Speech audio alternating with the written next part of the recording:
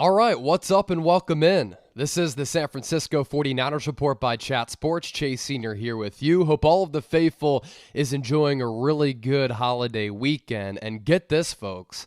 A week from today, San Francisco kicks off the 2022 season against the Chicago Bears on the road at Soldier Field. So if you're pumped up for the start of the year, I want you to hit that thumbs up icon and like the video here on YouTube, or you can do the same as we're doing another live podcast here on Callin. Of course, going to be doing a watch party on YouTube, then a post-game show on Callin, taking your calls so that I can interact with you. We can chop it up and really recap the game. I hope all of you join us next weekend, and of course we'll be doing videos every single day this week, so make sure you subscribe and lock us in. On the show today, I want to discuss all of the latest happenings around the San Francisco 49ers. According to some rumors out there, San Francisco and Jimmie Ward potentially working on a contract extension. Going to talk about that, how much he might be worth as compared to some of the other safeties in the NFL. Also, should the Niners trade for Patriots tackle Isaiah Wynn, who, according to Albert Breer, could be on the trade block out of Foxborough? And then we'll go position group by position group to see if the Niners will be better or worse this year as compared to last year. As I said, we're live on Callin, so if you want to call into the show, like Twitter Spaces, but even better, make sure you hop into the caller queue. I'll start answering your calls here in a little while. So, this past week, and we talked about this a little bit earlier a couple days ago on the Nick Bosa side of this potential new contract, John Lynch had said that the team is working on extensions with a couple of players on the 49ers roster. And a Nick Bosa contract is, of course, inevitable and imminent at this point. But who else was John Lynch talking about, and who else could get a new deal? As for Jimmie Ward, former first-round pick going all the way back to the 2014 NFL Draft, is in the final year of his contract, has a base salary of $8.9 million, and Jimmie Ward in the Bay Area, after being selected 30th overall 8 years ago now, certainly his career got off to a little bit of a rocky start. But I'll tell you this about Jimmie Ward. He's turned into, over the last couple of years, one of the best safeties in the NFL, and he is one of the captains of the defense, one of the captains on this team. That's why he has that C on his chest. And last year, I thought everything really came together for Ward in a beautiful way. Thought he played his best football. The numbers certainly backed that up, and was able to garner a lot of respect from his fellow players in the NFL, as we're about to talk about. But 77 tackles, no missed tackles in those 77 opportunities. He led the NFL in that category. Also had 2 picks, that pick 6 against the Rams, which really helped turn the Niners season around early in the year against Matthew Stafford. 6 pass breakups, and going back to him gaining respect from some of his peers, he was named a top 100 player in the National Football League for the first time in his career. Now, with paying Jimmie Ward, some concerns. Of course, you're always taking a risk when you're making a big investment in any player, given the style of physicality that is the NFL. He is 30 years old. Injury's a little bit of a concern, but he's a really good player. And in today's NFL, when you look at some of the analytics and the numbers, as offenses spread their concepts and spread their schemes out wide, defenses are countering that with blitzing less, but also playing more defensive backs. But with that, there has become more of a value in defensive backs and especially safeties who can kind of do it all. Play center field, play in the box, line up against slot receivers, line up against tight ends, go out wide against some really good athletic receivers in this league. And Jimmie Ward is really able to thrive and flourish playing that role. But with Jimmie Ward possibly getting a contract extension, the big question now becomes, how much is he worth? You look at the highest paid safeties in the NFL. Derwin James is making $19 million per year. Minkah Fitzpatrick is making more than $18 million per year. So how much and what type of bag could Jimmie Ward get? I'm thinking between $10 and $13 million. 30 years old.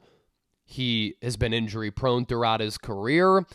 And I don't think that he's the caliber of player of Derwin James, who, for James, he's been injured a lot for the Chargers, but still one of the best overall and all-around defensive players in the league. And then he's not the ball hawk and turnover machine that Minkah Fitzpatrick has been, who just got that deal from the Pittsburgh Steelers, as the safety market kind of reset this offseason with both Derwin James, Minkah Fitzpatrick getting paid, and then we'll see what happens with Jesse Bates playing under the franchise tag this upcoming season for the Cincinnati Bengals. But if the Niners can get Ward between, let's say, 2, 3, 4 years at $10 to $13 million per year, he has that base salary, as I talked about, going into the final year of his deal at $8.9 million. I think that's pretty solid value there for what he brings to the table from a playing standpoint, but also a leadership perspective. So before we pivot to Isaiah Wynn, and for those of you listening live on call-in, just hop into the caller queue. I'll start answering those calls. I see Draco is here, but get into the caller queue and start answering some of your calls.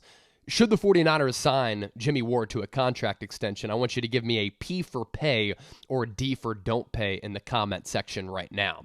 Now to Isaiah Wynn. Albert Breer with this back probably a week and a half ago. Just wanted to revisit it, considering that San Francisco does have some concerns along this offensive line. And to be frank, I'm very concerned about this offensive line unit going into this season for a couple of reasons.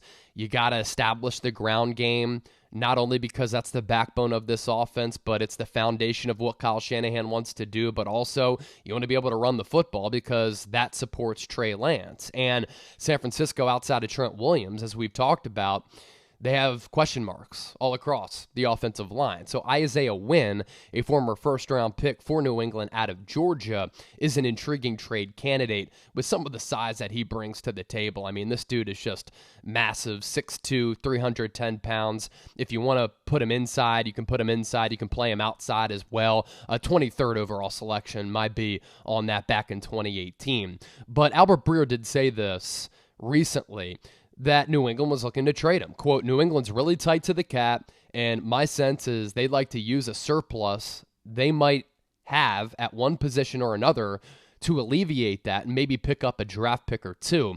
The one guy I know definitely that they've talked with other teams is Isaiah Wynn, their first-round pick from 2018. $10.4 million fifth-year option, which has made it tough to move a guy who 4 years after he was drafted is still seen as a tackle guard tweener. Now, that positional flexibility is, of course, good. It can also be looked at as somewhat of a negative. 6'2" might be a little bit short for a tackle, but Isaiah Wynn's stats last year, according to Pro Football Focus, 74.9 overall grade, league average is 70, so that's pretty solid there, better than what the Niners got from Mike McGlinchey last year. 518 pass blocking snaps, 9 penalties, 6 sacks allowed, and 28 total pressures. So those numbers, when you look at the penalties, you look at the total pressures with the pass blocking snaps, they're not great by any means, but it's better than what San Francisco has right now, and I think Isaiah Wynn might be better than Mike McGlinchey, but if he's not a tackle and you don't project him to be that, could he potentially play guard? The 49ers offensive line, definitely a huge concern, and Mike McGlinchey going into the final year of his contract. And what is his future as a former top 10 pick from a few years ago, who certainly played well from time to time, but Mike McGlinchey has certainly struggled at moments, and this year, on top of the entire offensive line unit being a concern, I have some concerns about Mike McGlinchey as well, because he's coming off that torn right quad, and now he has knee soreness, and last week he's wearing that big, bulky knee brace, and he wasn't moving well. We'll see what he looks like week 1 against the Chicago Bears, if he even suits up, but certainly a little bit of a concern there. Isaiah Wynn, a trade candidate to keep an eye out for. Before we start taking your calls here on Callin', lastly, want to look at this, and this is interesting for a couple of reasons, right? The 49ers position rankings, according to Warren Sharp, who just does a great job at breaking down the game of football in a really fascinating way, both from an analytical perspective, but also a trends perspective. But you look at the 49ers position rankings from last year, and I'm talking about this because I want to pose the question, can San Francisco be better this upcoming year as compared to what they did last year? Quarterback, they were ranked 19th. Offensive line, 9th a year ago. Running back, 26th. Wide receiver, 2nd. Front 7, 1st. Secondary, 21st. Head coach Kyle Shanahan coming in at 8. Now, there are a bunch of numbers that go into this, but position by position rankings, that really does tell the story at the end of the day. And when you go through these rankings, I'm looking at the numbers here, and we want to start off with quarterback at 19th with Jimmy G from a year ago. Is it possible that Trey Lance can be better this upcoming year than Jimmy Garoppolo was last year? He might not be as efficient. He might not be as consistent. There are going to be some hurdles and some struggles along the way. But I think with Lance at quarterback over Jimmy G, the explosive play rate will go up.